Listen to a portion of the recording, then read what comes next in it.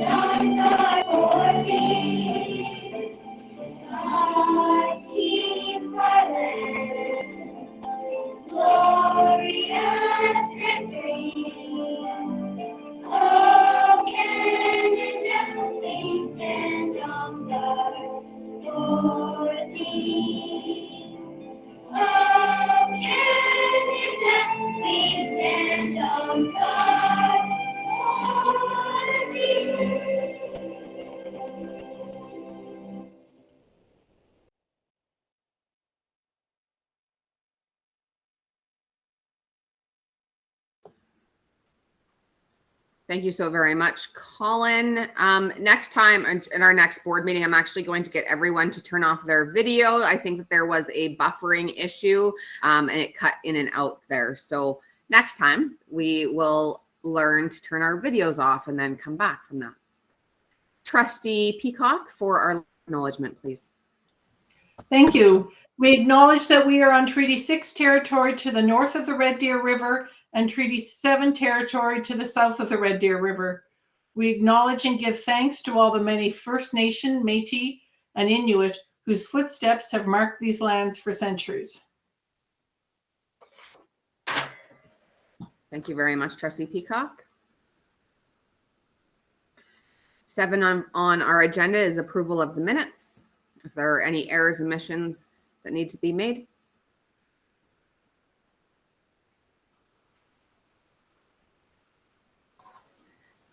I would move approval of the minutes of Monday, November 29th, 2021. And we have the November 10th as well. Sorry, yes. And then, well, I'll do the November 10th ones first, just because we should do things in order. Thank you very much, Trustee Manning. All those in favor for the approval of November 10th? Carried. Thank you so very much. November 29th. So moved. Thank you very much. All those in favor? Carried.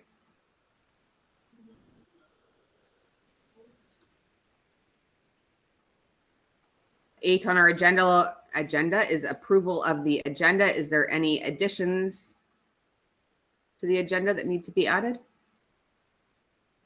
I'd look for a motion. Trustee Waters, thank you very much. All those in favor? Carried. Recognition, 9.1, tribute to Dr. Lund. Trustee McCulley. Thank you very much. With the help of Bruce Baruma, I wrote down a few words of recognition. If I could please have a few minutes of your time. I would like to take a moment to honor and recognize Darren Lund, a former and well-respected English teacher at Lindsay Thurber from 1986 to 2002, who passed away last month. Darren started STOP, which stood for Students and Teachers Opposing Prejudice. He also began the first Gay-Straight Alliance in Alberta. Staff and students of Lindsay Thurber and Hunting Hills last month also had a specific day to show the respect and honor that was still felt towards all of Darren's accomplishments. Dr. Lund did a lot of work with students who felt they did not have a place to be who they were. Dr. Lund advanced his education and went on to become a professor at the Weckland School of Education at the University of Calgary. To continue his significant and leading edge work on human rights education, social justice, diversity, inclusion, and equity.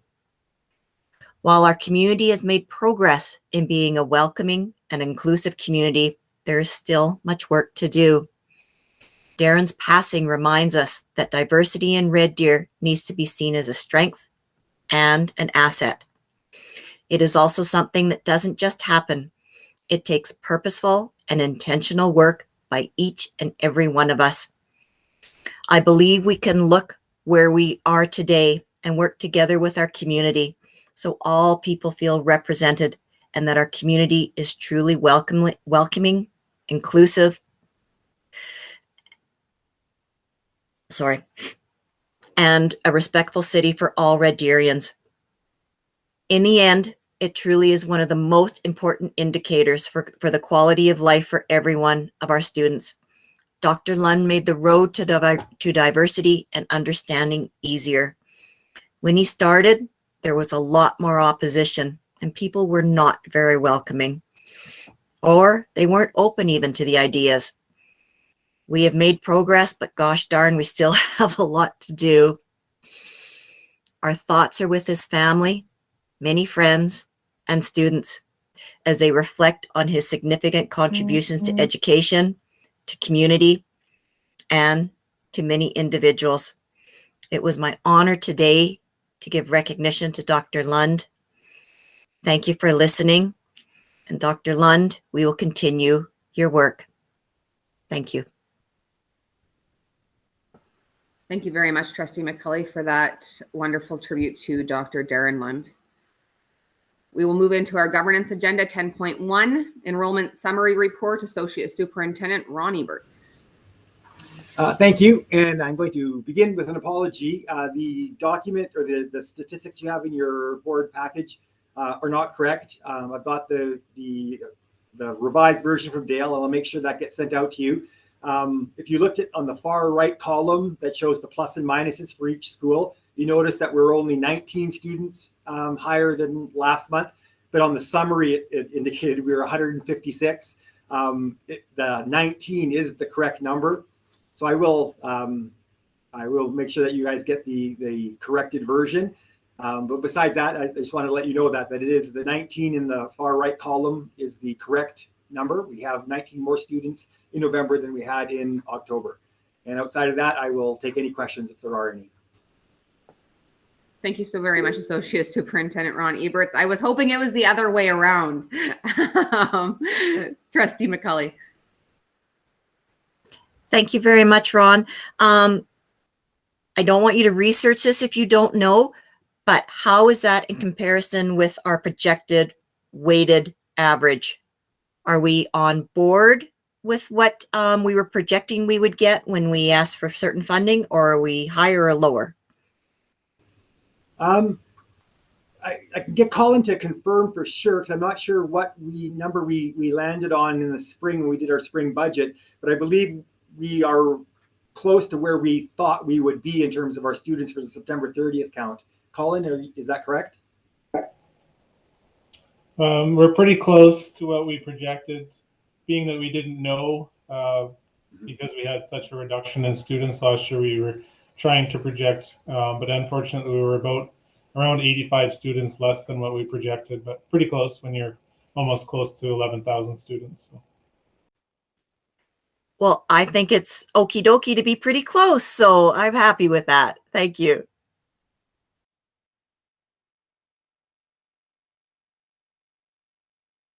I'd look for a motion. Trustee McCulley, thank you very much. All those in favor? Carried. 10.2 Learning Services Report, Associate Superintendent Dan Lauer. Thanks very much, Chair Buchanan. I'm really excited to get to present to you today. First of all, because it's learning, and with all due respect to my fellow associates, that's really cool. It's about what's happening with teachers and students in our schools. But you will probably be even more thrilled because today you're going to get to meet 5 of our coordinators that are really the brains and the brawn and the inspiration behind the work that's going on in our district with our kids and with our staff. And with new trustees on board, we'd like you to be able to put a face to a name as we move forward and go from there. So you have the Learning Services Report already. I'm going to call on our coordinators to discuss their part of the report and what they're doing, and then allow you to ask some questions of them when they're finished their portion of it. Don't judge, as you're going to be introduced to 2 Sherry Jansons. Sherry Jensen and Sherry Jansen, we affectionately refer to them as SJ1 and SJ2. So that was by happenstance. But we'll begin with our numeracy report with Sherry Jensen. Take it away, Sherry. Hi, everybody. Thank you so much for letting us be here today. Yes, I'm the SJ1, and I'm number 1 because numeracy is a little more important than literacy. Just kidding. It's not. They're equally important. I'm only number 1 because I'm older and I've been here the longest. So I am the Learning Services Coordinator for numeracy. This is my 5th year in the role. Just for those of you that are new, I obviously was a math major in university, and then I taught math for, I'm scared to tell you how many years. I started in Wolf Creek and taught 7 years there to junior high, doing math and science. And then I was lucky enough to land a position at Hunting Hills High School starting in 2000. I wasn't going to give you dates. Now you're going to figure out how old I am. But I've taught math for many years until I got my role here at central office. And I'm very passionate about teaching math. I loved teaching math. And now I love working with our administrators and our teachers and hopefully impacting students in the classroom. And just kind of my theory behind math is I think we've come so far in teaching and learning in numeracy compared to when I was in school. I loved math because I could memorize steps and I was given the steps and I'd repeat the steps and I was successful because I knew if it was right or wrong, I didn't have to be creative. But now we know that how the brain works and that we need to, you'll see this in research a lot, that we need to move kids through the concrete, the pictorial to the abstract, which simply means that they need to get their hands on the learning and really understand how numbers fit together and move into the pictorial and visualize and use that part of their brain. And then they get to the pen and paper and learn the algorithms, but it comes with understanding. And I don't think I ever got that growing up. And now our kids get that understanding. I watch my own children go through K-12 in Red Deer Public, and the passion and the understanding they had of math was profound compared to what I learned. Might be because their parents are math teachers, but they also got a great foundation through Red Deer Public. And the key is, I think it's really important that we understand the math, and then you don't have to memorize because you always have a strategy. So when you look at the board report here that we put together, just a little overview of what this year is looking like. It's a little different than other years, just because of many things you'll see in a minute. Prior to September, we were lucky enough that the board, all of you, set aside money to help us support kids in recovery from COVID. We had many months where kids were online or they were in and out, and we've seen some setbacks because of that. And we were very lucky to start the year with some funding. And what we did from the numeracy side is we purchased a math program called Zorbits. And on your board report, there's a link there if you wanted to look at it. But it's a gaming program where kids are able to go in and learn math visually. It's not just regurgitating facts. It's a very good program for gaining understanding. And the teachers are able to track their progress, and the game customizes to their needs as they play. And the teachers are able to look at their progress and gear their practice from looking at the data they get from Zorbits. And along with that, we were able to identify math leads in every elementary and middle school. We identified a math lead that I am able to meet with because they have some time to get subs to come down and meet with me, well, virtually right now. But they are able to support the teachers in their building, and that's been profound. These are just it's a very inspirational group, and they're doing great things in their buildings. Also, as you know, the government announced extra funding for grades 1 to 3 for recovery and literacy and numeracy. So that's actually taken up a really big chunk of SJ2 in my time here, just and Dan's to start the year, because we had to come up, we had to screen all of our students in order to apply for the funding. So we started out screening grade 2s and 3s, got the results, identified students that were in need of support, applied for the funding, got the funding, and now we're preparing for those interventions to start rolling January 3rd. And also right now the grade 1s are being screened, so we can go through that same process all over again to get the support for them. So that's so exciting. It's been a big job, but I'm just so tickled that we're going to be able to help these kids, and they will absolutely improve and move forward with this extra time and money. Also, for those of you that are new, we also have every year at the beginning of the year, we give what's called the MIPI, and it's the Mathematics Intervention Programming Instrument is what that stands for. And every teacher, grades 2 to 9, gives their kid the MIPI in October. And what it is it's a tool to see where their kids are at to start the year. So it really is a little snapshot of the previous year's material in math. And then we can look at the results and see where our kids are at and really gear our practice to support the kids in need and know where our students are at. And it's really neat now because we have about 6 years of data in our dossier system. So we can really look at year after year after year after year where our kids are strong and where they're weak. And we can really hone in on the things we need to really focus on as we get started each year.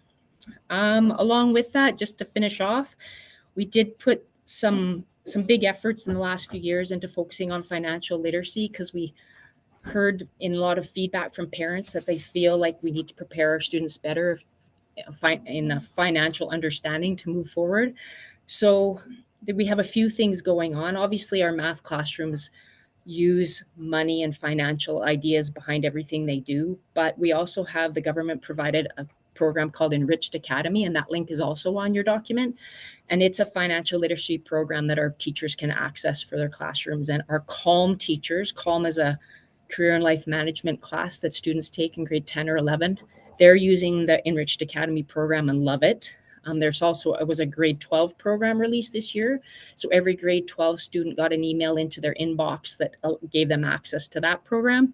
And then also they just released a 7 to 9 program. So I'm waiting for feedback on that one. So those are some really exciting things that we've had this year in that regard.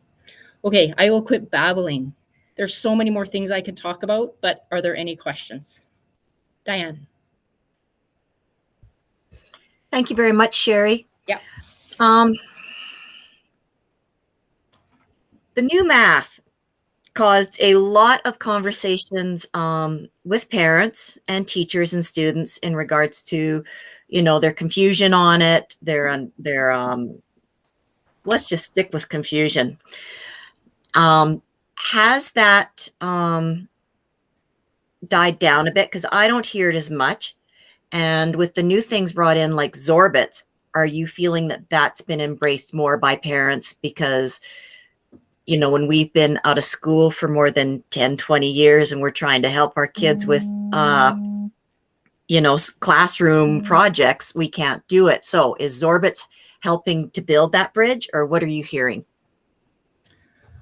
Yeah, that was, how much time do you have? Yeah.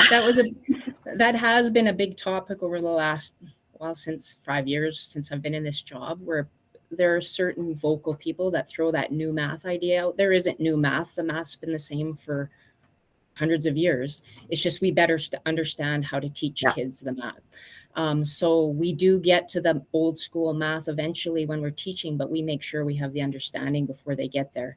So any parent night I've put on, I know some of you have been at parent nights I've done in the past few years, but I really show them how we can use like the base 10 blocks to teach adding, subtracting. And then when they move into the algorithm, they understand what they're doing and they're not just memorizing a process. I haven't heard much lately. If we were going to talk about new curriculum, I'd tell you my worries about that, because I think we're going away a little bit from the understanding, but we'll see. We can still teach it properly and get to the results that we need. So I'm not worried. We have a great team of teachers and we have great leaders in our buildings, and I think we'll be okay. And we'll make sure our kids gain the understanding. But yeah, Zorbit, certainly, I think from a parent perspective, I don't know how they couldn't love it, because their kids want to be on the computer and gaming. So why to put them on a math game where they're learning, I think it can only be a win. Yeah. From my own experience, being out of school for more than a few years and having to help somebody in grade 4 do their math, I love Zorbits. I really do. And I think it's the wording. If it wasn't called new math, if it was just called math, maybe that wouldn't have scared people as much, but that bridge has already been crossed. And I thank you for all the hard work you're doing, because numeracy is important. I agree with you. Yep. Thank you. Any other questions? All right, SJ2, we're off to you. All right, well, thank you. I'm Sherry Jansen, number 2, and I'm very excited. This is my first year as a literacy coordinator with Learning Services, and I am thrilled to be working in this position.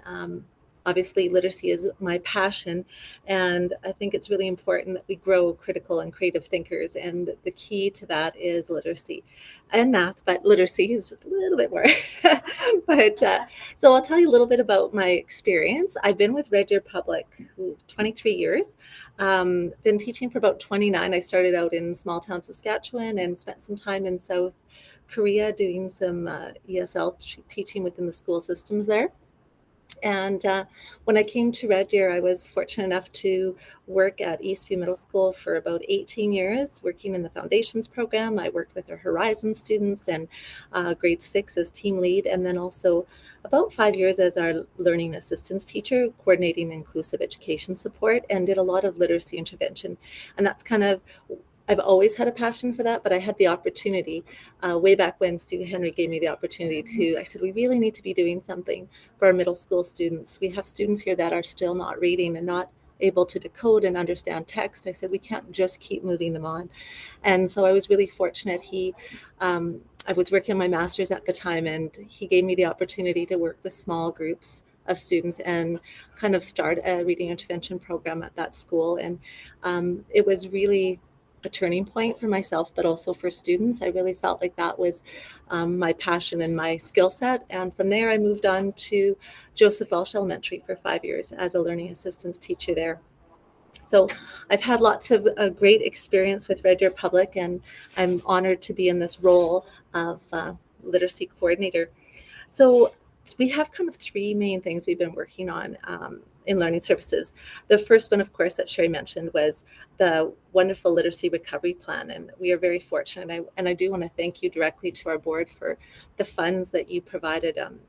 It's a really unique situation. Anyone that I've talked to throughout the province, no other school district has this opportunity that we have right now. And I'm thrilled to be leading this within our literacy group. So we had the opportunity to hire 6 experts from Red Deer Public. So we seconded them from the classroom for a year, and they are working in our 16 elementary schools and the 3 middle schools, working with small groups of students doing literacy intervention. And without the funds provided by the board, this wouldn't be possible. So we're targeting students that are approaching grade level first. So those students that are almost there, but just need that little extra support with decoding or perhaps building their comprehension skills to get to that next level of understanding.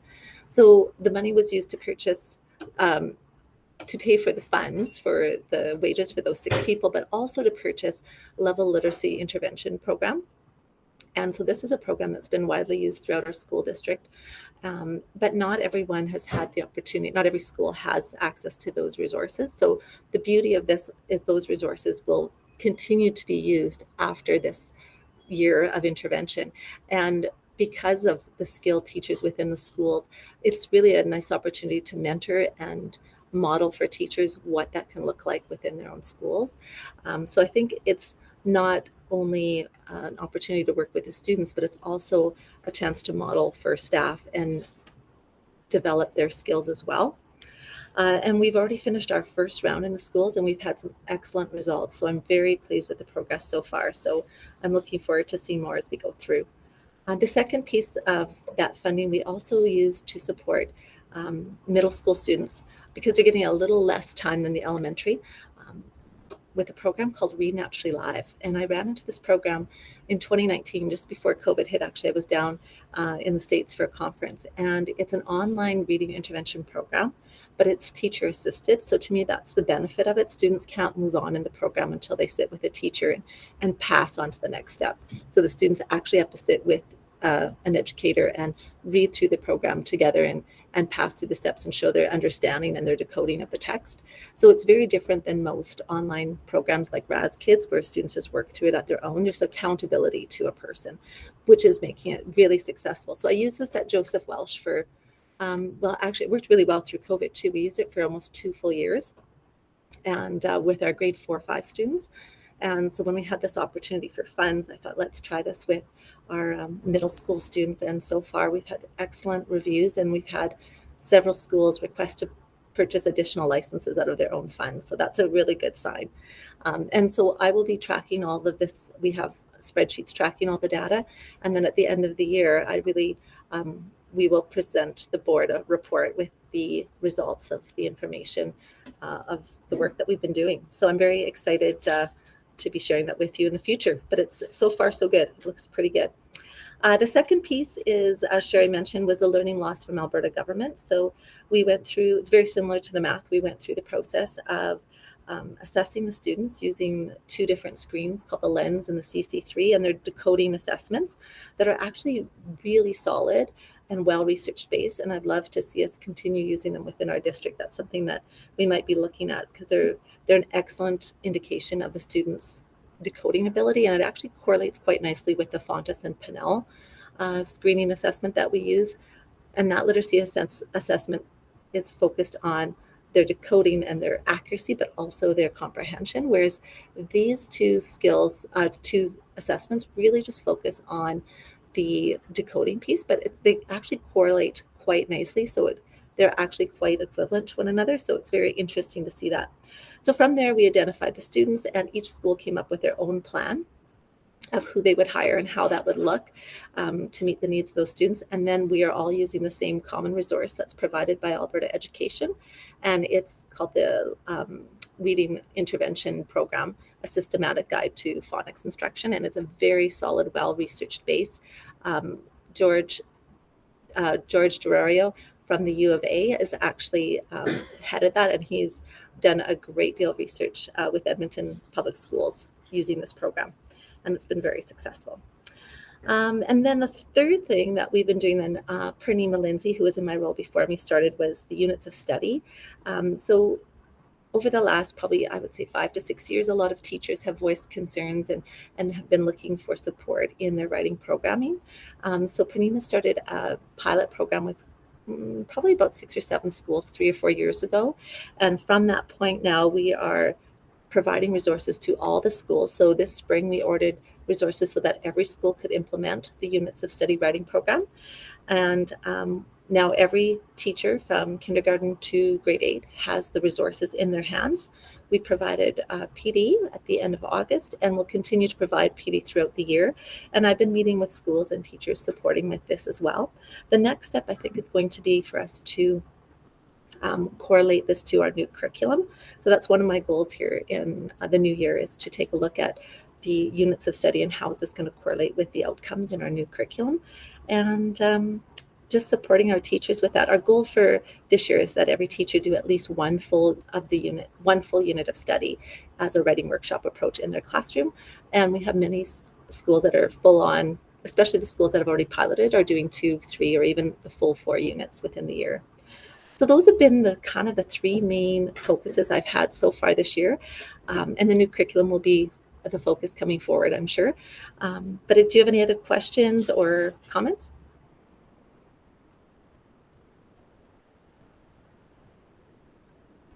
I don't know, is silence a good thing? I'm not sure.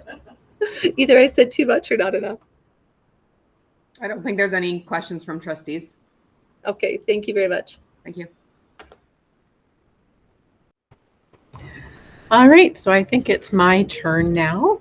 My name is Cindy Matheson. I have probably, well, we'll see. I've been with the district now a little over 32 years.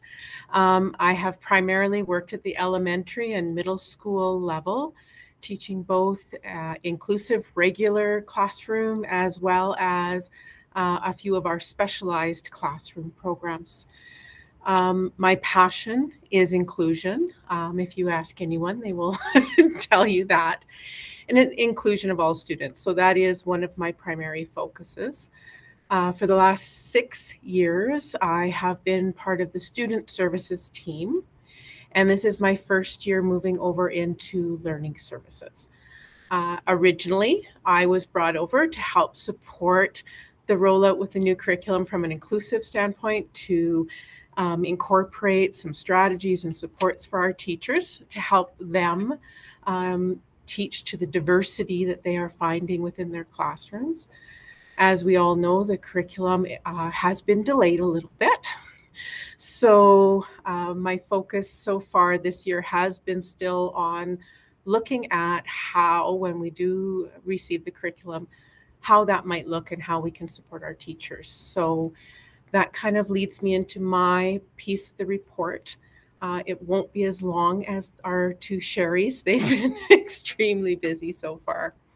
So of course, before I moved into learning services, the team down here spent a lot of time brainstorming and polling and talking to administrators and teachers about the new curriculum and the anticipation of it coming in, and what were the things that they felt they would need in order to move forward effectively. As many of you know, however, once we did have a look at the draft, there were some concerns. So a lot of the planning that had originally been done last year has been put on hold. However, there were still some plans initiated by that team. And one of the key ones being that the 4 staff learning days in April, May, and June be set aside specifically for new curriculum implementation. So planning for allowing teachers time to work together, collaborate, and be ready come September to a certain extent. The other piece of the plan is that there is a budget set aside specifically to allow our K-6 teachers to have up to 4 days of release time in order to work or to look at and receive PD on the 4 core subject areas. So as we move forward, we are continuing to look at how we can best support our teachers, considering instead of having a full year of time to do PD, we are now basically condensing it into the last 3 months of our school year. So we are looking at what are our priorities in moving forward to best support our schools and our students. One of the things that we have recently decided is that we need to bring back some administrators from our elementary schools to sit on a committee to help us decide on how we can organize or best support them in these last 4 months to prepare for the new curriculum for September's implementation. The other piece, the reason why I was originally brought on, as I said, was kind of to include some of those extra supports around diversity, around inclusion. So we want to also hopefully have some of that that support in the PD that's provided, as well as FNMI ideas with the new curriculum. That's a lot of stuff that we have to be putting into a document we don't yet have. So once we do receive that final draft, we'll have a better idea of how we can move forward at that point. However, we are making lots of different scenarios, lots of different possibilities.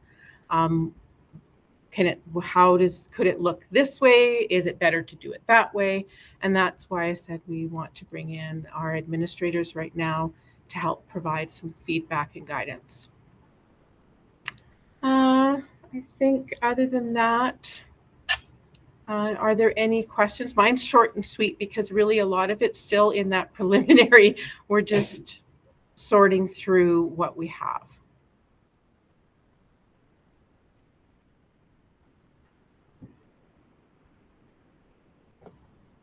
No, I guess not. So I think I will turn it over to Annie now. Thank you so much, Cindy, and good afternoon, everyone. My name is Annie Wells, and I'm very excited to share my area of passion, which is for languages. So a little bit of background on who I am. At age 22 on Christmas Eve, I left Quebec to drive all the way across Canada through blizzards and icy roads to land in Rocky Mountain House, where I began my career as a French immersion teacher. And a few years went by, and during which I did my master's degree. And almost 25 years ago, I was fortunate to begin my administrative career with this amazing district. And during those years, I've been a principal in French immersion, in Spanish bilingual program, in English school as well. So once again, my passion is definitely for languages. I've been in this role as coordinator of international languages. I'm actually in my 3rd year. And something that is new to my role this year is that I've taken on the English second language learners intake assessment, which was part of Purnima Lindsay's job last year. So last year I started to help out a little bit, and by doing virtual assessments, obviously with COVID, we were challenged in that area. It did work quite well, but we're very happy to be able to do this in person this year. Last year we didn't have that many assessments because, of course, with travel restrictions, we didn't have as many refugees and immigrants coming into our district. But as of today, we've completed 63 intake assessments already, and we're starting to see some families from Afghanistan joining our district.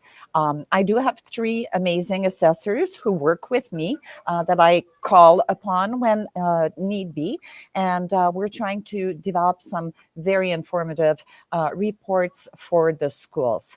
So basically, the reason behind the intake assessment is to determine the level of oral proficiency, especially oral proficiency that our learners are coming with. But we also do the writing assessment and math assessment and reading assessment so that we can place them where their needs will best be met.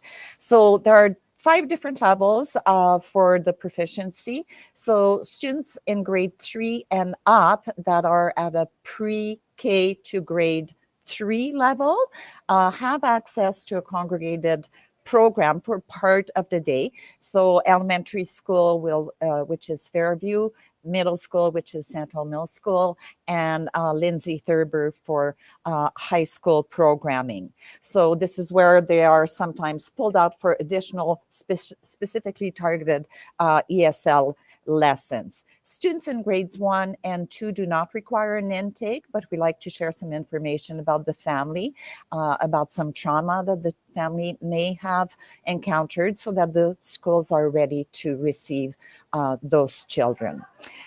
Dan has asked me to develop a handbook for ESL programming procedures so that all schools are clear on when an intake is needed and to better understand the requirements by Alberta Ed for assessment and so forth.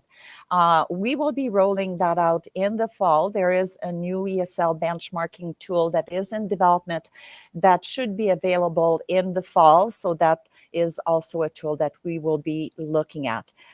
In the meantime, I'm learning a lot about ESL families, and I've developed a rubric on school culture and understanding of those those ELL learners that we are getting, so that I can go and have conversations with our principals to see what are their areas of strength, what do they need more support in for their teachers, for their learners. So it's allowing some very interesting conversation, and I'm very happy to be able to do that.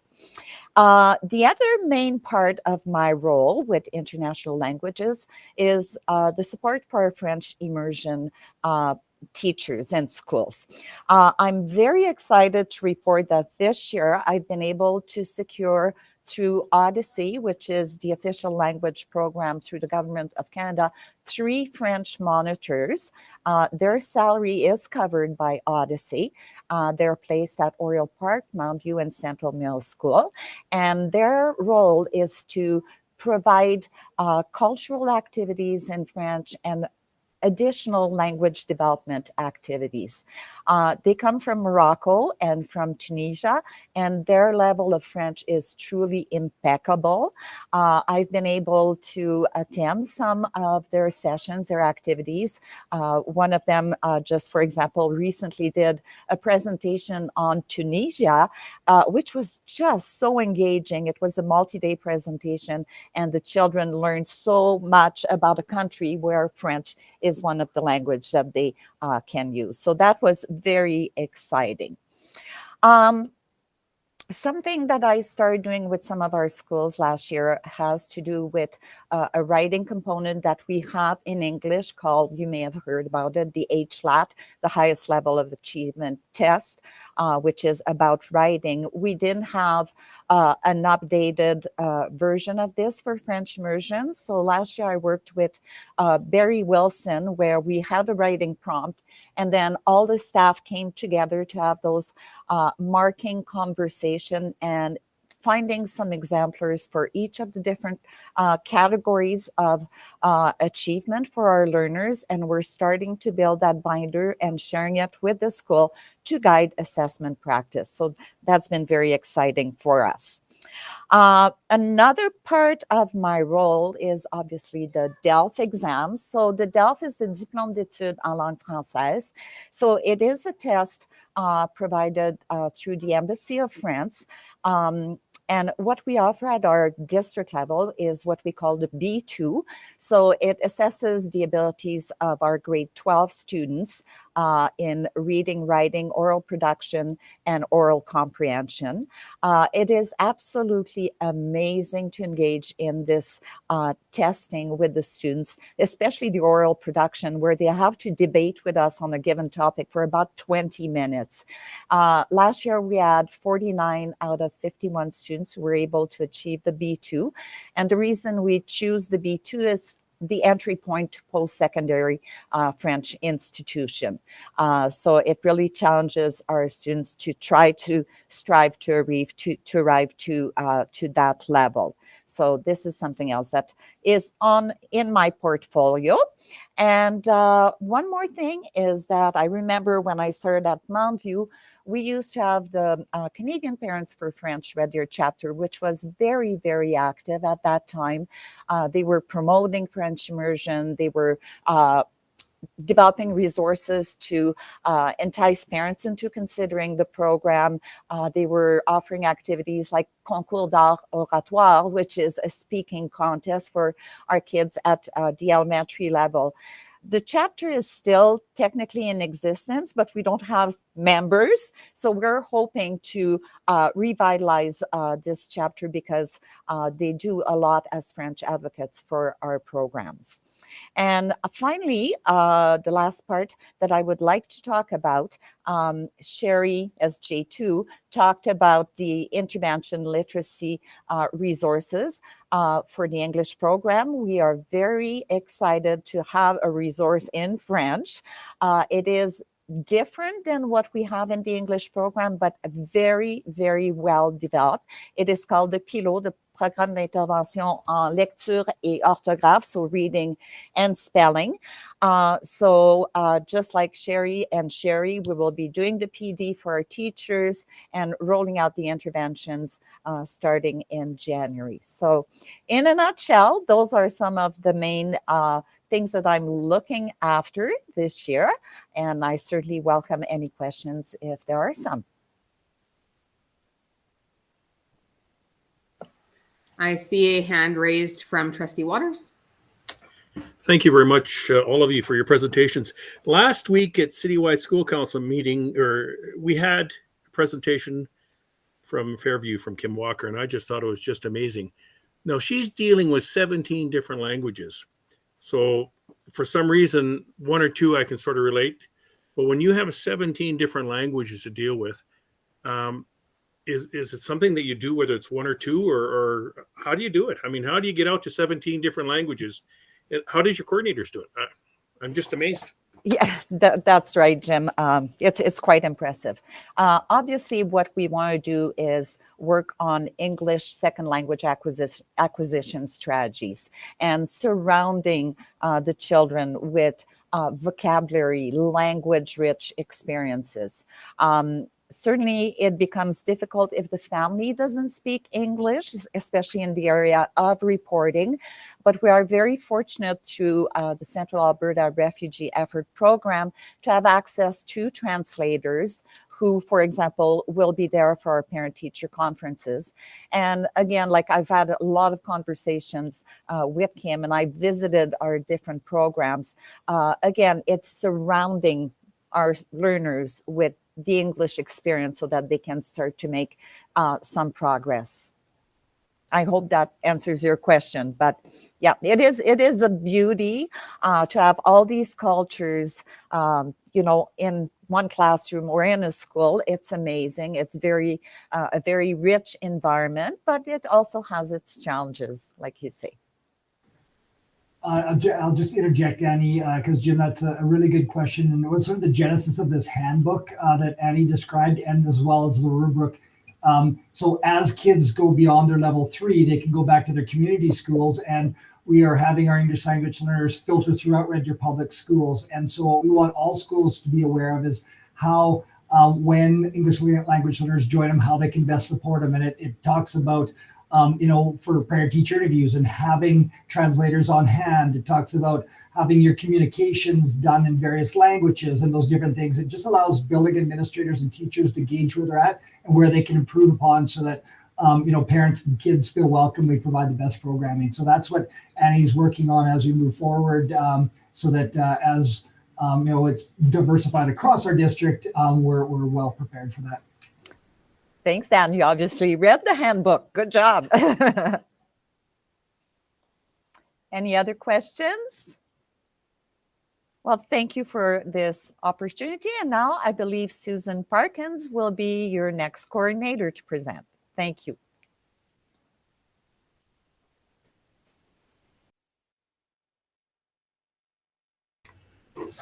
Hello, and thank you for this opportunity. They always save the best to last, just so you know. And I'm grateful to have this opportunity to talk to you something near and dear to my heart, which is the early years in Red Deer Public Schools. And this, as you know, COVID has been, just a brief introduction. I started my first teaching year position 37 years ago. It was also the same year my oldest son was born. And so I've journeyed along that path. I've been in this position now for 16 years and have had lots of experience in kindergarten and as a grade 1 teacher. I'm also a grandma to 6 children and grandchildren, and they range from 13 to 3. So I do have children within the early years, accessing early years programming right now. As you know, COVID has had an impact on everyone, including the young children. And we do something called the Early Years Evaluation Teacher Assessment.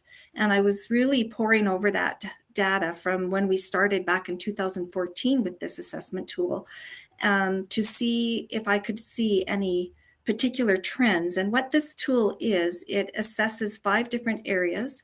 It assesses awareness of self and environment, which is how well a child understands their world from home and how they connect it to the community. We assess social skills and approaches to learning. We assess cognitive skills, language and communication, and then the physical development, both fine motor and gross motor development.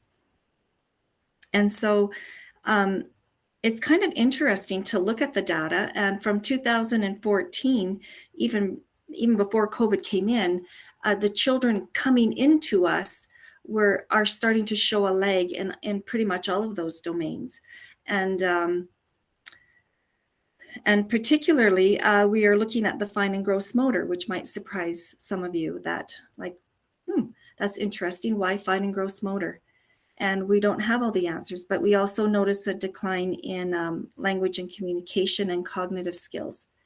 And so we do the test in September, well, the end of September, beginning of October, or early in the year. And then we do a post-test. And it's the post-test that we really want to look at, because the first part of the assessment tells us where children are coming into us as from their home, because we bridge in the early years that transition from home to formal education. And so that post-test that we do in May and June is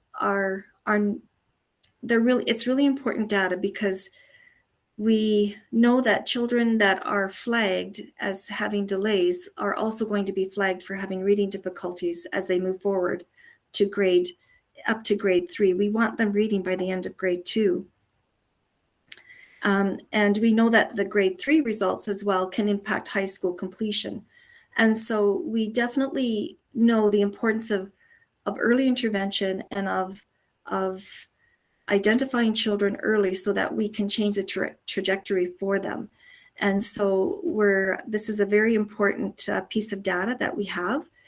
And I was surprised that there wasn't more of an indicator of the impact of COVID, actually. And I've also had the opportunity to go around and talk with principals around the Early Years Guidance and Reflective tool to get their input too, in terms of, what are they seeing in the classroom? And they are identifying for sure that they're seeing socialization as a primary area of development, that children are lacking the ability to share, to play well in the sandbox, to negotiate conflict, all of those sorts of things that are important for lifelong learning. They are identifying and starting to work with teachers. I think another thing that came out in my meetings with principals is teacher wellness. I think teacher wellness throughout all grades have been impacted by COVID, but in the early years, we did not teach children in desks in the early years. And it was a real change for our early years teachers to adjust to different way of teaching to get, the same results that we seek for each year. And so I would say it took its toll on our teaching staff, and at the same time, they're very resilient. And I'm so proud of the kindergarten teachers, and I tell them all the time, the pre-K and kindergarten teachers, you guys are the most important in the district. I know those math teachers are important, but we know those kindergarten teachers, they lay the foundation. I mean, they are the rock in terms of everything else that's built upon moving forward for that child's educational journey. And so they do have a very important a role to play in that child's learning. And I would say that principals and teachers are very pleased that it's starting to come around a little bit more, and that the children are able to have more more natural social integration and opportunities for practicing some of those social skills now than they did a year ago. So we're moving in the right direction, and hoping that the situation will be able to be maintained, that we can continue. The Early Years Guidance and Reflective tool was just created to guide discussion around the early years, and to provide, I always call it the North Star of what it is that when you're looking in a kindergarten classroom, what are you seeing, and is that a good practice? Why is the teacher doing that? And for any principal that may not have past experience with the early years, it gives them a good guide for when they do a walkthrough. They can look at this and say, okay, learning through play and inquiry, here are some things that I should be able to observe in the classroom. And that it also has what it is not, what learning through play and inquiry is not. And that's something maybe we don't want to be seen in the classroom as part of the practice. So, that's a good teaching tool of what it is and what it is not, to help understanding of what we're striving for in our early years programming.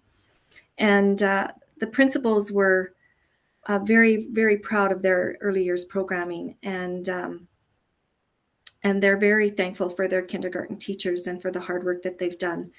And many spoke to many good practices that they're doing and affirmed that, yes, we are doing many of these things.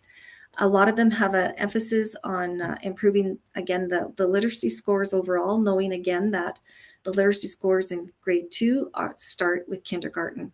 So they're really looking at how can we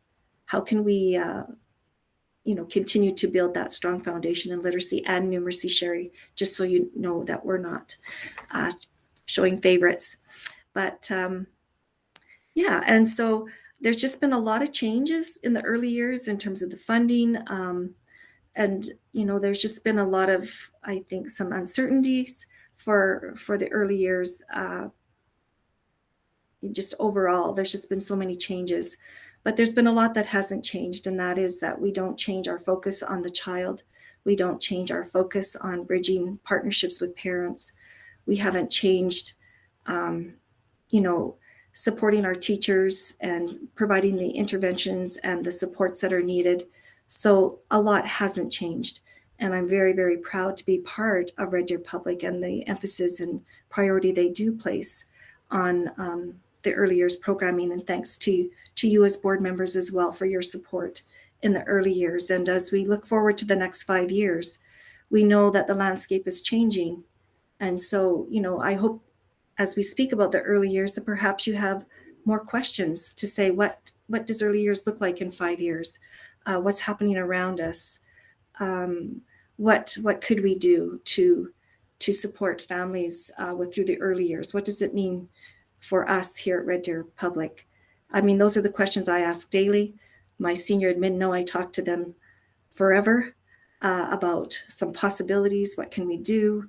And so I think there's many good things that we want and need to continue. And that's pretty much all I have for the early years. If there's any questions or comments. Yes, Jim. Regarding kindergarten and pre-K, which I fully support, do we have data out there for students that don't attend either but go straight into grade 1? Because it's not mandatory, which is a shame. So is there data out there that says, to show parents that this is how important it is, as you say, playing in the sandbox, or as I say, people skills? Is there data out there that shows us that we can say to the government, hey, you know what? This is what's happening, because they sometimes don't really want to fund anything anymore. So we have to fight for it. I'm not sure I don't have data per se, but I can tell you, like for this year, our number for kindergarten is around 700. Let's say it's 698. So we'll say 700. We are serving about 150 in pre-K and supporting programs. So you can take that ratio to know how many are accessing our pre-K. And Jim, you ask a great question. What could we do differently to get those children into our view earlier? But it's not funded. So, Bev? Yeah, that was going to be my question, Mrs. Parkins, about the funding for pre-K. I know we have the foundation which helps support SPOTS in the Bright Beginnings program. My question, I guess, is around how we can make that program more accessible for people. I'm not sure how many parents are able to pay to put those little ones into pre-K that really need it. And so I guess, what does the funding situation look like now for it? And are there some things that perhaps the board could engage in as far as lobbying, or I would direct my question to our superintendent as well. What can we do to expand that program? Do we even have the space to expand it? And how can we work at doing that? Chad, can I turn that one over to you? Well, you can talk a little bit about the funding side, and then we can talk about partnerships that you've tried this year. Do you want to talk about the funding, Nicola? It's kind of different than the learning services. Like this we're diverting from learning services and we've moved over into student services. Is that okay? So funding, the funding, the best, I don't know how to describe it in a nutshell. Jim, did you want to ask a question before I start? No, you go ahead.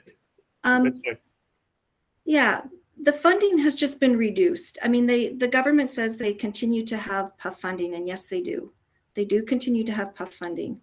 It's just significantly reduced. So a child with a code 47, which is most of our children, which is a speech and language code, they get $10,000 per child. And then for those that are coded between 41 and in the outside of 47, let me put it that way, they are funded at 15,000. And we have maybe 12 that are funded at that fuller amount. And then it changes as well, depending on how many hours and all of that sort of thing. There are many moving cogs to the funding. And so, and then you throw in the weighted moving average on top of that. So I've talked to to Nicola particularly around the goal is to maintain the weighted moving average number. So we are supporting 75 children on the weighted moving average this year. The goal is to continue to do that moving forward so that the weighted moving average doesn't go up and down. So the funding has changed. It's just reduced. That's the short version of it. And so what can we do? I mean, that's the $1 million question that we're trying to brainstorm. What was the Susan, other? can you talk a little bit about the difference between the public and private in terms of the years of PUF? As well as, do we have the facility space? Okay. Della might be able to answer the facility space. I've had conversations with Della, and in many of our schools we do, some we don't, but majority we do. Do you want to jump in there, Della? Most of our schools, we do have space. They're underutilized. A few of our schools are overutilized, but when you look at our elementary schools, our south side schools have a lot of space. Our north side schools, less space, but we do have a lot of availability of space in most of our schools, elementaries. In terms of private, so for example, our Aspire would be a private school. They get funding for 3 years. They do get funding for a 3-year-old, a 4-year-old, and a 5-year-old through PUF. And they don't have to move for us. We get funding for a 3-year-old, 4-year-old. And then the funding for our 5-year-olds moves over into the student learning support funding, which is blended with the K to 12. And so this year they are auditing the kindergarten. So they're treating it kind of like PUF, but it's not based per child like that. They're basing it on our weighted moving average for those accessing the being identified with a severe code. Go ahead, Jim. I really appreciate what you said, but for me, it's the government doesn't want to fund anything. Let's be honest with it. And what I'm about to say, of course, everybody knows that the government does not respect what teachers think or what trustees think, but they do respect what parents think. And I think if we change it at all, that would be my opinion, is we need to educate the parents, because it's going to affect them in the long run and us as well. And I honestly believe that if you don't have the necessary education in place at the very beginning, it affects them all the way through to grade 12.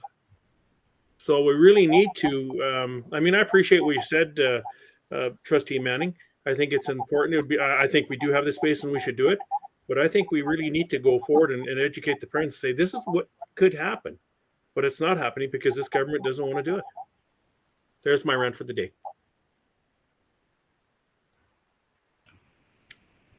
Trustee Manning, did that start to answer your question? I think your part of your question requires a further memo and a larger study in terms of where we go long term with our early learning programming. Yeah, we have come a long way with it, right? I I recall the days when it was just in its infancy, pardon the pun. But I think we have a long way to go. I mean, I would love to see everybody, equity, right? I would love to see everybody who needs to access that program be able to access it. I think we all know without a shadow of a doubt that if we can catch them when they're little, before they enter school, that we can certainly make huge headway in their learning abilities, and give them a much better start to life and to learning. So I've always wanted to see the program expand to its to however big it needs to be. So I appreciate that you're looking into partnerships still, Superintendent Erickson, and that we can continue on that road and try and just keep it forefront. As Trustee Waters says, I think the government does want to fund stuff. They just don't want to fund it to the extent that we want it funded. So, I think we need to keep the pressure on to help them understand that the strong need. I don't know. Thank you for all your comments. And, as I collaborate with other coordinators throughout the province, there's a wide range. Like there's some districts, and this could be a controversial topic, but there's some districts that are charging a fee to parents for regardless if they're funded or not funded children. Some are charging, like there's just a whole range of different approaches, and it's based, upon what do we see, like what does Red Deer Public see as moving forward to help provide inclusive programming, as well as early intervention, as well as really, really solid programming. Because we know that there are other private schools opening up. And, if we keep doing the same thing we've always done, we may get left behind a little bit. And so we know that we need to be looking ahead. And if there's forest schools, if there's Montessori schools, if there's all these different types of options, what options are we providing our families? Why would they come to Red Deer Public to want to be with us? And we are the Red Deer Public family, and we wrap around all of you, the child, the parent. So we do want you to come to us. And but like you're saying, Trustee Waters, how do we get that communication out? How do we let families know what we have to offer, which is a lot. We have a lot to offer. Trustee McCauley?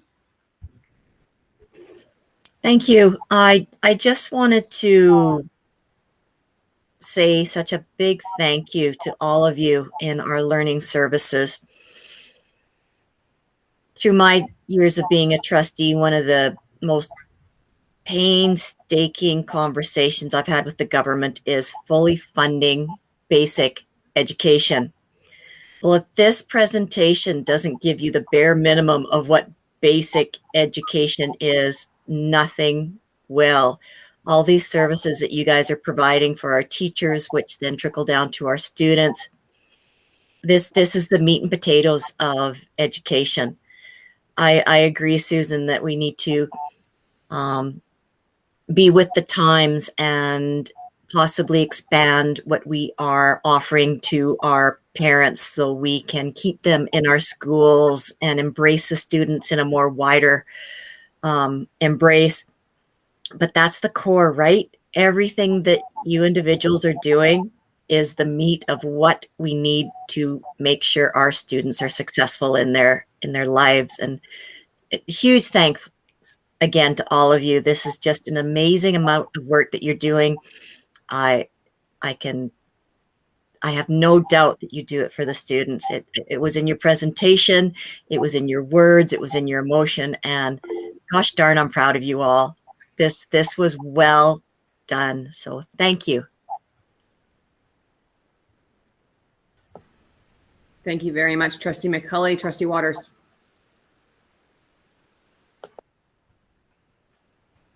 You're muted. Again, I want to say thank you. And as you know, I have a really good teacher at home that I have wonderful ideas I can rack off of, and yet I still have more and more ideas. Yes, we have to do something, but we need to do it quick because, as you say, we are being left behind. So hopefully we can take what we've learned here and go forward. Thank you very much, Trustee Waters. Superintendent Erickson. Yeah, just want to remind our trustees that on Friday we start a board mini retreat where these will be part of the larger conversation on our longer term vision for sure as we set our strategic plan for the next 4 years. Thank you so very much, Superintendent Erickson. One of the things that you said, Susan Perkins, that really stuck out, and I just want to say that every single one of our staff members in Red Deer Public School Division recognizes that our focus is being on the child. And I appreciate every single one of you and every single staff member in our school division that focuses on the relationship piece. I know Red Deer Public is passionate about relationships, and I think that that is what is going to get us through. And for SJ1, just did a little bit of math because we talked about numeracy. I don't know if you guys have ever sat down and figured out that you have over 100 years of teaching experience amongst the 5 of you. That was just 3 of you giving numbers. So I'm just going to throw that out there. Thank you so very, very much.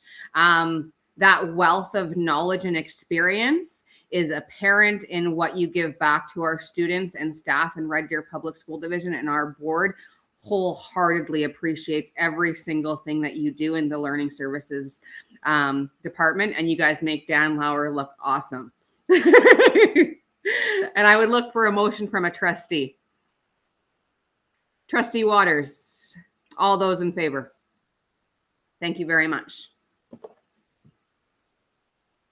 And I believe we have something about finances next. Yes, 10.3 quarterly financial report. Secretary Treasurer Colin Carney. Okay, thank you. I just wanted to say that sometimes the focus is on the money, but not all the time. But today, for this presentation, it will be. So, yeah. So I provided in the agenda the quarterly financial statement from September 1st to November 30th, 2021. For the first, quarter, everything looks to be as planned, which is a good thing for a budget. We do, because of the new funding formula, we do receive our funding in 12 equal payments. So that does make it easy to see where we're ending up per quarter. So obviously, because of that, we're at 25% of our funding. We have, obviously, we had already brought up that we were around 85 students less than what we had projected in the spring, but the schools did work on their budgets to kind of make some adjustments. So even though we are receiving the 25% of the funding, we do have to recognize that some of that money will be, unfortunately, have to go back to the government at the end of the year, but we have made the adjustments within the budgets to kind of account for that. So we aren't, surprised at the end of the year. I think some of the good news in the Learning Services Department presented this in the last presentation was the learning disruption funding. So they kind of spoke about it. So the dollar amount is $499,800, so just under $500,000. So we've received those dollars already, and I believe anticipating hopefully to get some more in the new year. Along with that was the Alberta School Board or School Council Engagement Grant. So we haven't received those dollars as well. I had to apply for them. So being that we have 21 schools with active school councils, so it's $500 per school. So we have received the $10,500, and that was presented to the school councils, so they are aware of those funds, and I believe they're putting together some plans to work with their principals to spend those dollars, because they do have to be spent by the end of the school year or by the end of the fiscal year. And I guess I just lost part within my memo. I just wanted to point out that this memo that I presented last year noted that we had very low numbers in our international students, so that definitely brought down our revenue in comparison to previous years. But from what I understand, we're back up to historical numbers, and I think they're even seeing larger numbers than pre-COVID. So I think they're pretty excited to see the students returning for the international program. So that definitely has a nice big bump in our revenue line for that area. So, and so yeah, basically everything looks like we're as planned for the budget, and a deficit, and we'll see if we hit the deficit this year. So I'll just open up if there's any questions. Thank you very much. Trustee McCulley. Thank you very much for this report. I didn't hear anything that led me to a question, so I would be comfortable moving this report as information. Thank you so very much, Trustee McCulley. I don't see any other hands raised from trustees. All those in favor with regards to the motion on the floor. Fantastic. Thank you very much. That's carried. 10.4, Student Attendance Protocols, Associate Superintendent Stella Rustin. Thank you. So as the Associate Superintendent of System Improvement, I am responsible for some quality indicators. So Board Policy 12 Appendix B speaks about quality indicators that one includes monitoring progress relative to improved student attendance. And the other one is to be compliant with the legislation that requires us to appoint an attendance officer. So I serve in that role currently. So I've been working on new attendance protocols starting in last year, and do have a process which I'll share with you today. I have a PowerPoint, and just wanted to say and give credit to Hunting Hills High School, which did some of the research and worked very closely with me on this protocol, as well as our IT department, who've done some really wonderful things to make this program possible. So when I share my PowerPoint with you, you will all disappear to me, so I won't know if you're asking a question or not. So if you can hold off until the end when I can see you and acknowledge you and answer your question, that would be great.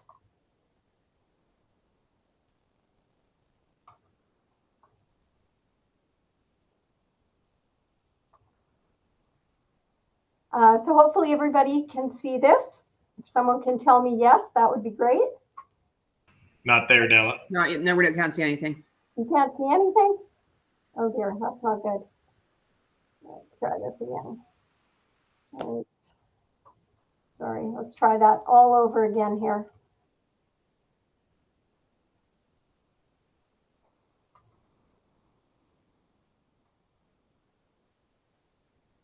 Okay, that should work. It's coming up now. Okay, perfect. Thank you. Okay, we'll start at the very beginning. So in 2016, 2017, I've actually been responsible for this since I started back in 2015. But we started to look at the process that we had for monitoring attendance, and we were paying attention to students who were absent more than 20% of the time and whose absences were unexcused. So at that point, we started doing some research, and we looked at the Long Beach Unified School Division's model for attendance and what it said. So in 2017, 2018, we really liked what it had to say and what their research was about. And we decided to follow their model, which was to identify and track students who were absent more than 10% of the time. So this focus on chronic absenteeism continues to this day. And oftentimes I feel when I'm dealing with students who are non-attenders, I feel that I have more success with some of the students who are absent 10% of the time as opposed to the really chronic absenteeism with students more than 20% of the time. So this new process also includes not just unexcused absences, but excused absences as well. So we will look at which ones are excused and which ones are unexcused, but we really basically look at non-attenders as non-attenders. And so it's all included in our 10% at this point. So just some of the really interesting research that we found is that 1 in 4 Canadian teenagers miss class regularly. So we have one of the absenteeism rates in the world. And that's according to the Organization for Economic Cooperation and Development, so the OECD. And I will show you some of that information here. We have actually the 6th highest rate, which is 26%. And as you know, with absenteeism comes a lot of negative social outcomes. And so it is a bit of a vicious circle, which we'll talk about later. And of course, it has a huge impact on student completion, student achievement, and all kinds of things that really do impact students' futures. Contrary to what you might think, teenagers who have a low sense of belonging had on average literacy skills above the norm. So our non-attenders are not necessarily low achieving students in difficult social circumstances. They come across the board. We have students from every school and for every different reason, which we'll also talk about. So here are the top 5 countries with low participation. So we have Spain as the lowest at 34%, and you can see down to New Zealand, and then Canada, number 6 at 26%. The US is better at 20%, and Japan is the best at 4% absenteeism. Just some interesting information. So we also wanted to find a definition. What is chronic absenteeism? So it's defined as a student who has, for any reason, missed 10%, which in our world is just about 18 days or more of the school year, or in the previous year missed a month or more of school. So we don't just track 1 year, but we track year to year, because chronic absenteeism can be found all the way back to kindergarten and grade 1. And a few years ago, we looked at our attendance in terms of, which students are missing the most, and we found it was our grade 1 students. And we know in grade 1, it's not the student usually making the choice to not go to school. So what does the research tell us? That most parents, if you ask them, do you think your child is attending or missing a lot of school? They'll say, oh, I think they attend about as much as other students the same age.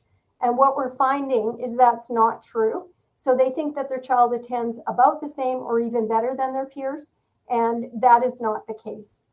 And sometimes we make assumptions that students would come to school, but sometimes they're ill or there's something terrible that's happened in their family. Often that's true, but some students are just chronic non-attenders, and it's easier for them to not go to school than to go to school.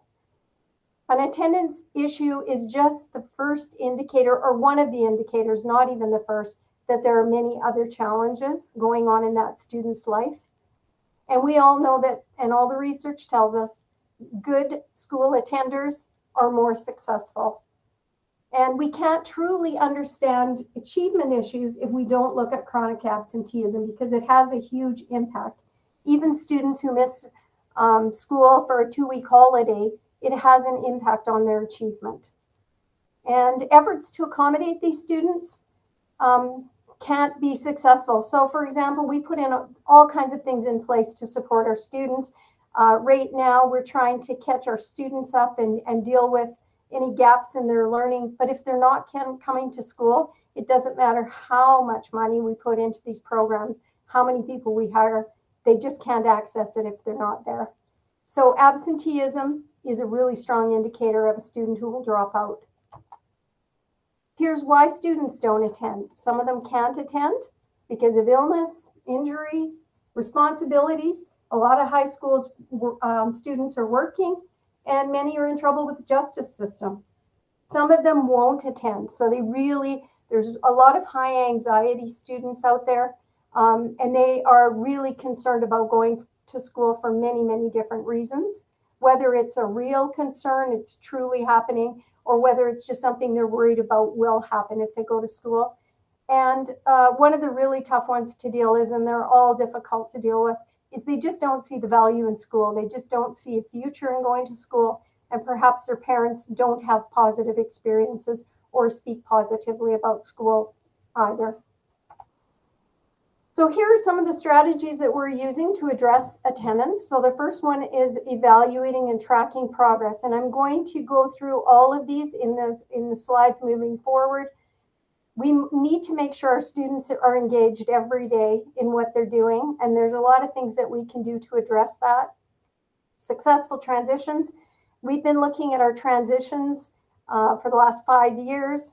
We put a lot of things in place to improve the transition process, and we'll continue to address that. Collaborative partnerships, as they say, it takes a village, and that doesn't end in education or when attendance is concerned. And we want students and their families to connect positively with our schools. That's extremely important. So the first one, we do weekly tracking of attendance. So the IT department sends out weekly attendance, and it says which of the students are absent and what the percentage is. I also receive that same report, and I've identified students that I call on my radar, and I track them on a regular basis. Every day I'm tracking students, talking to parents, and meeting with parents. As I said, Power School is a really powerful thing, and we've created a program where we put in log files. We make phone calls. We've engaged with our teachers, our administrators, our learning support teams, and we have a process where all of those people will have met with, made phone calls, engaged with the students before it ever gets to me. And it's become really consistent because of Power School and some really good electronic processes we have that generate letters to parents and really give them the information that they need to help create awareness with them of where their students or where their children are at. A lot of communication between my office and the school. I'm constantly talking to administrators. They're constantly phoning me with this new process. I've had them all, every single administrator I've met with and showed them how the new process works. We're always looking at the data because it's really important. And we want to ensure that all students are monitored on a regular basis, and it's getting so consistent as every student is a part of this process. Hopefully no one will ever fall between the cracks. This is an example of a graph that we insert into our letters, and it helps create that awareness with parents. So the first bar shows a typical student in this child's class or peer group, or even grade when we get to high school. And the bottom graph shows where the child is whose parents are receiving this letter. So it says this is the percentage of classes Jane has missed as opposed to a typical student. So that creates an awareness. It's a visual. It says your child is almost at 60% of classes missed, and the typical student is just 11%. So that's pretty important information. The ensuring the student engagement. So we want to make sure that our school cultures are very engaging for students. And that doesn't always mean the same thing for each student. It means many different things. We want to make sure they're not just academically engaged, but socially engaged as well. So they are involved in activities, have a peer group they can hang out with. We want to make sure that their academic engagement is there. So personalized learning, differentiation, accommodation, modification, intellectual engagement. We have those high-end students who are also non-attenders because school for them is not engaging. And so they start missing because they're not enjoying what they're studying. We have to pay attention to that as well. We have to be really proactive and come up with strategies for their students. And so that's when we implement things like soft starts, like get to know your students, connect with your students before you start giving them the course outlines and their assignments. Really make sure that you have that relationship and continue working on it. That's an example of a proactive strategy. Be flexible. A student misses an exam, don't say, I can't write the exam. You can't write this exam, you've missed it. Figure out a way that the student can be successful. And I know our students or our staff are really flexible and do bend over backwards in a lot of cases. And school leadership is really important that all of the school leadership is involved with all students and working towards that improved attendance for some of these students. Once again, successful transition, connecting with students and families, making sure that we're using that digital backpack, putting the information we need every year. And that was part of our education plan, our division education plan, where we said everybody will have done this by this time, so that we make sure everybody knows about the one-stop shop, and there's all kinds of useful information there. We can really get to know our students and be really purposeful in transitioning your students. And we do. We have our special needs students are going over to their next school and spending time there long before they ever transition to that school. And communication is key in every circumstance. Talk to parents, be supportive, be positive. Engage parents early. As soon as you start to see some issues, engage with that parent. That is key. Creating collaborative partnerships, that's so important. And those welcoming, caring, respectful, and safe learning environments that we talked about earlier today have never been more important. We've got to identify the barriers. So when I meet with people, the school has already, in most cases, bent over backwards to try and remove barriers and to try and accommodate that student in order to get them to come to school. We can also work with the community, which I do on a regular basis. I work with Children's Services. We've gone to meet with parents together. Those partnerships are really important when we're trying to get students to come to school. Collaborative relationships with our service providers is a really important thing as well. Working with Central Alberta Children and Family Services, as I said, that's really important in my role. I can support them, they can support me, and it appears to be working really well. And continuing that work with mental health, super important for our students, and just continue working together to make sure everyone is going to school, getting them there as often as we possibly can. Here's the positive connection, 6 types of involvement. So parenting, we can offer parenting classes. Once again, communication, it rears its head constantly because it's the most important thing we do is continue to communicate and keep those lines of communication open. Get parents involved early on in volunteering, being part of their school community. Support learning at home when it's necessary. Being part of, allowing parents to be part of the decision making and continuing that collaboration with the community. And here is our guidelines for addressing attendance concerns in Red Deer Public Schools. So there's 5 steps. And the most important part of this protocol is at the bottom, where we talk about the positive supports for students and the ongoing proactive measures that the schools are implementing. So teacher interventions, that's number 1. That's our first step in the process. The next step is the community liaison worker and the learning support teams. Then we have the counselors, the mental health therapists, anybody that we can get to be involved in this is an important part of this process. Referring to outside agencies.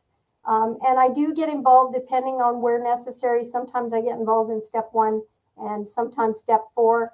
The final outcome is step 5, which is a referral to the Office of Attendance and Re-engagement, which is Alberta Education's department.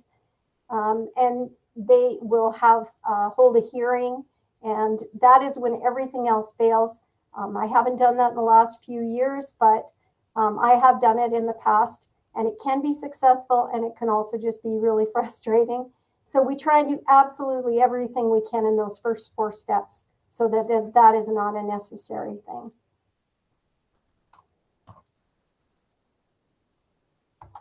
Oops.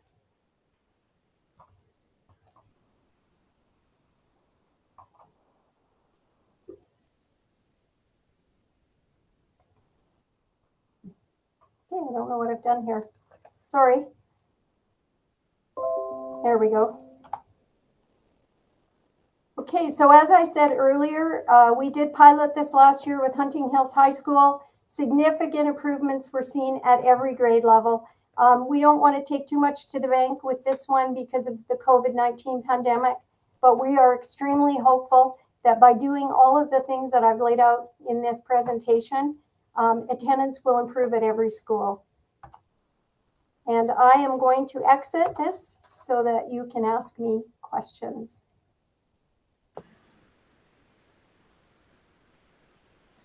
Thank you so very much, Associate Superintendent Rustin.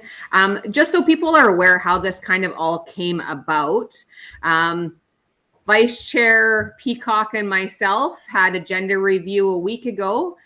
In our private agenda, you guys all see that we have the Student Welfare Report for 2020-2021, which is over 50 pages long, recognizing the hard work of Associate Superintendent Rustin. Vice Chair Peacock, myself, and Superintendent Erickson said, is there anything in that report that we can bring over into public because of the sensitivity nature of the student welfare report? There's not a whole bunch we could bring across. So it was asked of Della if she could prepare something for the agenda on Friday or on the Wednesday to be ready by Friday for when the agenda package goes out to everyone. And she said, yeah, that's not a problem. So in less than a week, she has prepared the wonderful PowerPoint presentation that we all saw. For everything that you have done, Associate Superintendent Rustin, thank you so very much. I know that there's not a whole bunch more of the report with regards to what we saw in private we can bring forward. Again, due to the sensitive nature of it. But with regards to what you brought forward in our public meeting, thank you so very much. It was a very worthwhile report. And I see there is a couple hands that are from trustees. So Trustee Summers. Yes, thank you so much for that. That was great. And it was actually very informative reading that. My question is, did I see in the report that it's just recent that you're including the verified absences with the absences? We started including them in 2017, 2018. We started to, because we know we wanted to include everything that has an impact on student achievement, student wellness, student completion. And we looked at the research and it said, you know what, if kids are out of school for long periods of time, it doesn't matter what it's because of. It's important. Yeah, that's excellent. Thank you. You're welcome. Trustee Waters. Thanks. Thank you very much again for your report. One thing that's always been a concern of mine over the years as a trustee is against the transition. And I believe that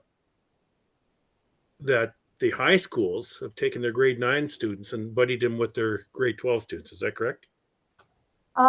Which high school? I think it was Hunting Hills at the time, was it not?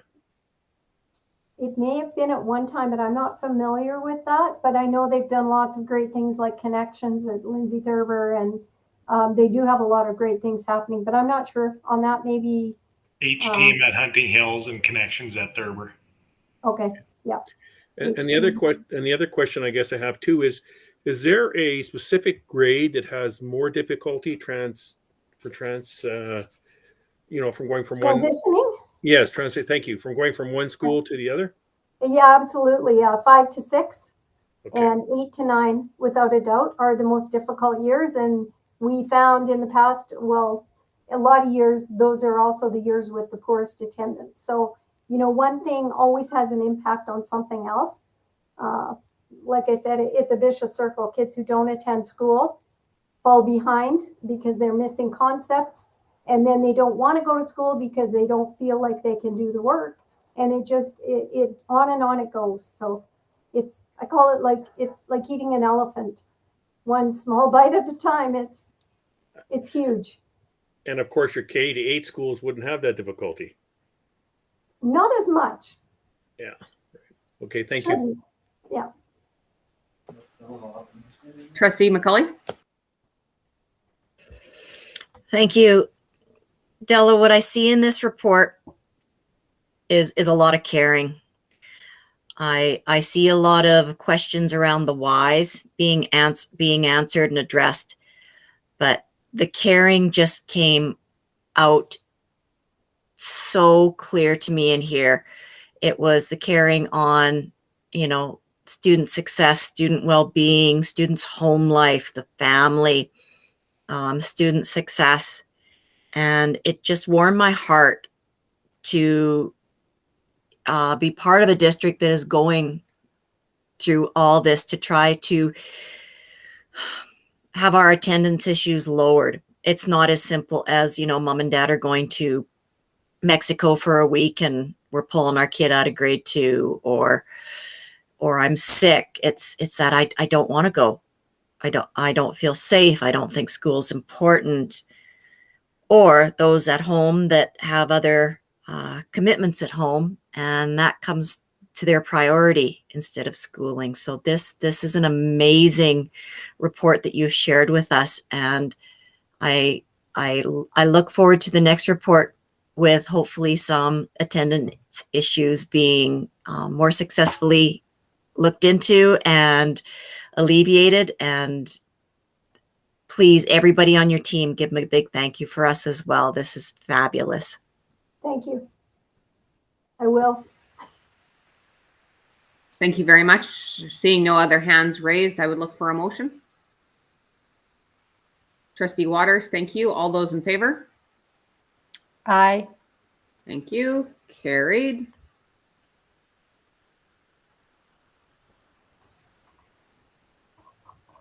We will move on in the agenda to 10.5, ASBA report. Vice Chair Peacock.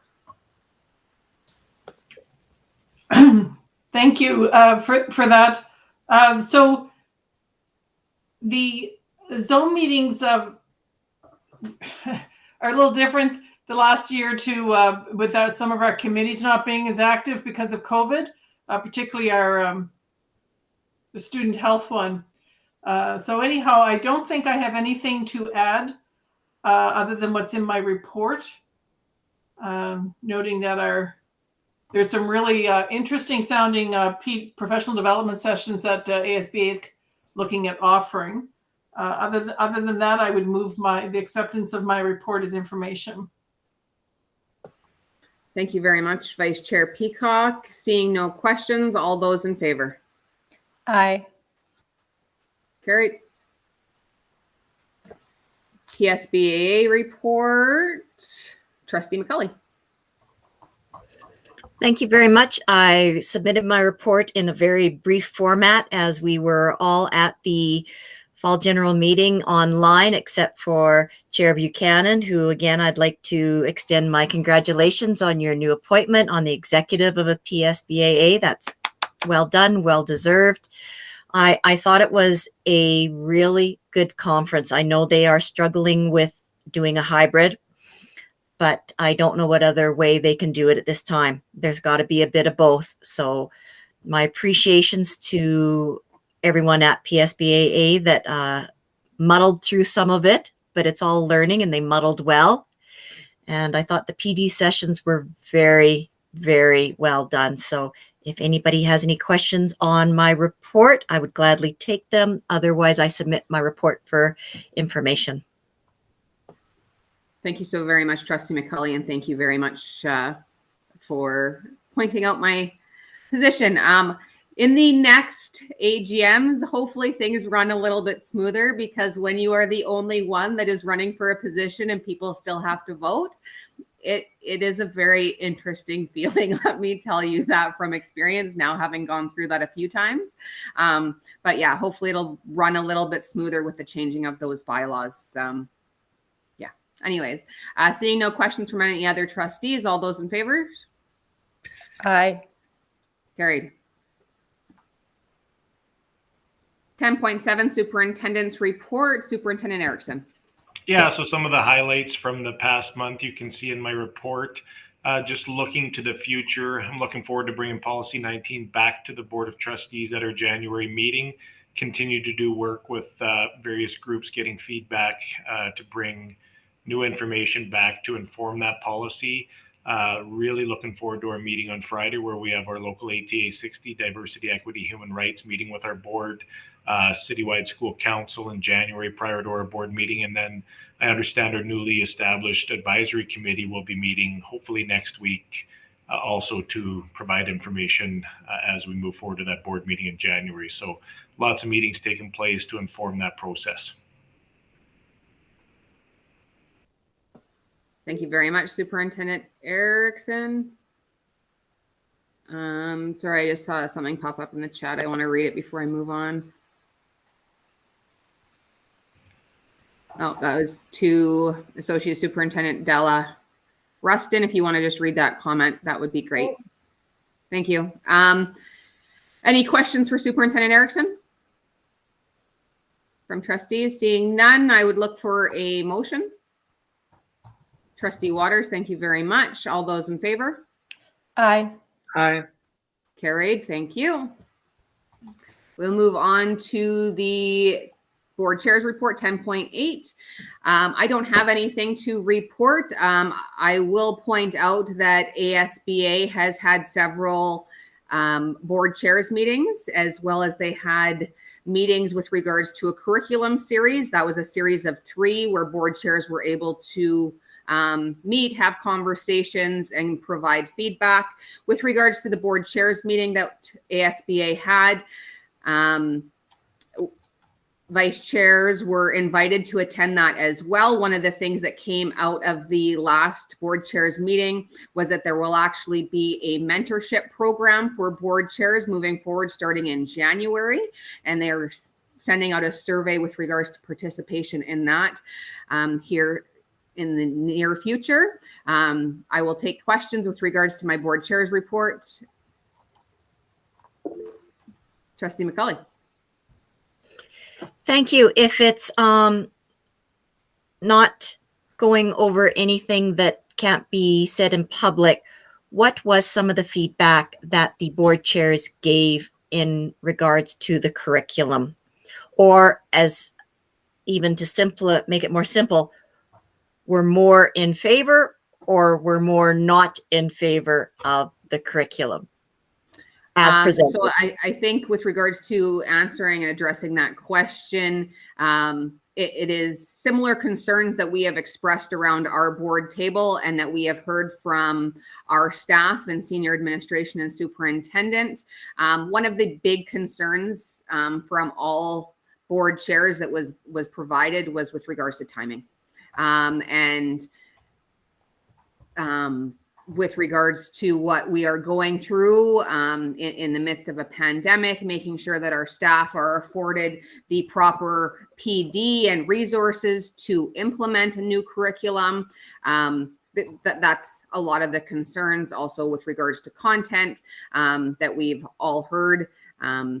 There was a little bit of everything. I'm sure you can imagine the majority of the feedback was against promoting the draft curriculum moving forward. May I also ask, or I'm going to ask, what did ASBA say they were going to do with this information? So the information is actually compiled and taken from ASBA and then given to the ministry and Alberta Education. And I believe that has to be done the beginning of January, I think is the date they gave. Board chairs again expressed concern that they wanted to see the information that was going to be presented prior to it going to the government to have a final say with regards to if we were comfortable with the information that had been compiled. Well, thank you for answering those questions. Thank you for representing Red Deer Public at these meetings. Welcome. And I would like to move my report as information. All those in favor? Aye. Carried. We will move on to celebrations. Oh. All right, so I will go down. Actually, you want to know what? I'm going to start at the bottom. I'm going to go up this time to shake things up a little bit. Again, I would ask trustees, senior admin, and the superintendent to provide a celebration. Trustee Gould, you are first on my list. Hey, good, thanks. I was very happy to go to Lindsay Thurber for their concerts on Sunday. I saw the first 2 at home because I'm still nervous about groups and people and humans together. So I went to the final concert, but I listened to the first 2. And being a musician myself, I was like so impressed by the nuanced performance, the response to the conductors, the way they listened, the way they made like music, not just hacking away and making sound. And it was gorgeous. And I was transported and I thought, wow, they're subtle, they're responsive, they're paying attention to their conductors, and actually the way Mr. Schneider and Ms. Mann moved as they were conducting, I thought, wow, it's like this gorgeous dance. I mean, I've worked with a lot of conductors before in my life. So watching them move and coax this gorgeous sound out of all these young people was a real highlight. So that for me is a big capital C celebration. Thank you so very much, Trustee Gould. Trustee Waters. Again, along with Trustee Gould and Trustee Summers, Trustee Manning, I also attended the Lindsay Thurber band concert, and I thought it was just fantastic. And the one thing that I can't believe, well, I guess I can believe, some of these students have not played in 2 years, and yet for them to get back right into it, I thought that was just amazing. Sounded really good. And also I'd like to thank Superintendent Chad Erickson for going around for the 3 schools that I had to present out awards. I thought, again, that was well done. Thank you. Thank you so very much, Trustee Waters. Trustee McCulley. My celebration, as well as being able to go with Superintendent Erickson and Associate Superintendent Moltzen to the 3 liaison schools that I'm part of. It was the first time in a long time that I've been in the schools, and I missed it. But it also felt weird, right? So I was able to go to Hunting Hills and Mount View and Joseph Welsh, and this is such an emotional presentation to give to those fine staff in our schools, to show their appreciation, to be part of what's going on in their mind when they're going, really, I've been here 20 years. It seems like just yesterday. And they're so appreciative of the card with the gift, but the little bunch of chocolates just made them all smile. It was just, we're going to have these with our coffee. We're going to have these with our lunch. I think it really meant a lot to them, and it really meant a lot to me to see them, hear them, and to give them a personal congratulations. So thank you for all our staff that received their celebrations, and it just a wonderful part of my day. So thank you.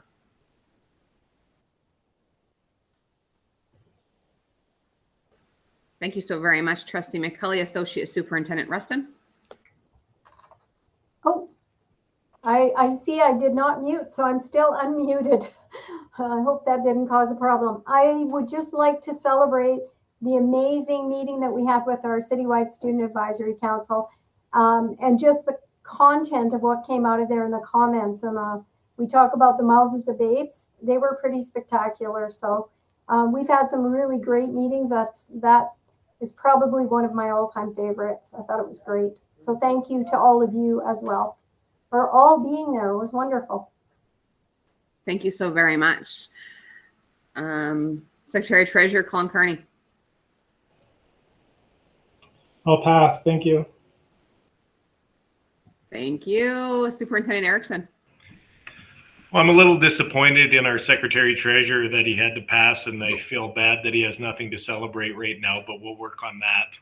I'll take a couple then, if I could. I do want to celebrate all of our staff that are celebrating long service awards this year, and it has been fantastic taking each of our trustees around to their liaison schools for those half days.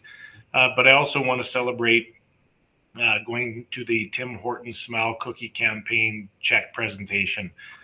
Year after year after year, the community support that we receive through Tim Hortons to support our reading college is unbelievable, and I want to celebrate that today. Thank you so very much. Superintendent Erickson, Vice Chair Peacock. So every year when we start a new year as trustee liaisons, I start by meeting with the principals, and I always really enjoy that. So I have done that over the last, month since our last meeting. Also had a really good conversation with one of our experienced principals that gave me some insight of the different schools he's worked at. It's going to be really helpful for me when we have our retreat on Friday, because it just helped clarify some stuff. It was good. It was all good stuff, but it was nice timing. I thought, oh, great, because I'll have this be up to date when we have our meeting on Friday. Thank you. Thank you so very much, Vice Chair Peacock. Trustee Manning. Thank you, Chair Buchanan. At the very least, Superintendent Erickson, Mr. Kearney could have celebrated the fact that we are in line to reach our projected deficit. I think that was what you said. I'm not sure, but I think that's what you said. Appreciate all of the celebrations, and some of the ones that I would have touched on have already been touched on, but I really would like to celebrate Glendale Sciences and Technology School. I attended their school council meeting and got to listen to some of the great things that are going on in that school, as far as inviting parents in to participate, parents and community, in to participate in science activities. So I think they're, I don't know if you've driven by that school lately, but the YMCA is there, the skate park is there, the school is there. There's just always a lot going on there. And it's become a real hub of activity in our community. So I just wanted to celebrate them and thank them for all the good work they're doing there. Thank you so very much. Trustee Summers. Thank you. Recently, Lindsay Thurber hosted the provincial volleyball championship at their school, and I'm happy to report that the senior girls volleyball team won provincially, so that's a great celebration. They did a fantastic job of providing an online platform for parents and spectators to watch the whole tournament. So it was fantastic. I got a couple games in, which was so great. And I think, I'm really appreciative that they put all that effort forth for the province. Thank you. Thank you so very much, Trustee Summers. So a lot of the things I was going to touch on have already been said. I would like to celebrate the presentation we received at Citywide School Council. It was a remarkable presentation and very in-depth, and I certainly took a lot away from it. So thank you very much to Citywide for bringing in that presentation. Again, years of service has been touched on. We do it differently this year, or the last couple of years, due to COVID. It's been touched on, so I won't go into Della touched on student advisory. That, again, amazing. So everything had pretty much been touched on. So I'm actually going to touch on a couple things that haven't happened yet. So tomorrow we have the opportunity to attend the Alternative School Center with regards to their Christmas dinner that they offer to their students and staff. I am looking forward to going there and spending some time with the students and staff, as well as we have our board retreat this week on Friday. So we have the opportunity, and I would like to celebrate our trustees and senior administration having the opportunity to meet with our DARE committee. And I am certainly looking forward to that. I would also like to celebrate our staff and families going into the holiday season. It is a very well-deserved break that I hope everyone takes the time to recharge, refuel, and spend time with their loved ones over the holiday vacation break. So with that being said, the time is 3:03. I would like to adjourn our public meeting and look for a motion to go back into private. Trustee Peacock, thank you very much. All those in favor? Aye. Carried. So we will go back into our private link. Let's give them our